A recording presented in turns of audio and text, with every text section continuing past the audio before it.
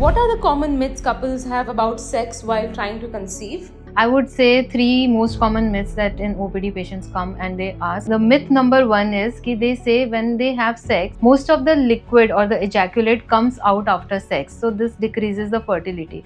Actually, that is not true. Whatever comes out of the vagina, the post ejaculation, is the thing which is actually not required. So they are the dead sperm that is coming out. The live sperms actually go up because they are motile. So even if female stands up right after having sex, then also the chances of conceiving are high because the sperms move ahead, and that is the reason why sperm motility is important. Second myth that you must have seen in some movies, I'll not name, that the legs are up after sex and they help in conceiving. So that is also a myth. Definitely थोड़ा बहुत it helps, but it is not कि हमेशा करके ही रहना है और 20 minutes के लिए करना. That is not the thing. Sperms are motile in themselves. So whenever the ejaculation happens, the sperm, because of their motility, they go in upward direction only towards the egg, and that is the reason why कुछ movies में आपने देखा भी है sperms ऐसे तैर रहे हैं. So that is true. Sperms are motile and they swim along in their way towards the egg. Last but not the least, most common myth, 14th 15th day. It is not 14th 15th day for everybody. It is the most common time period. Yes, definitely जिनका periods regular है, 28 days to 30 days का cycle है, उनके लिए 14 15 16 day is correct timing. But the fertility timing for ovulation period is different for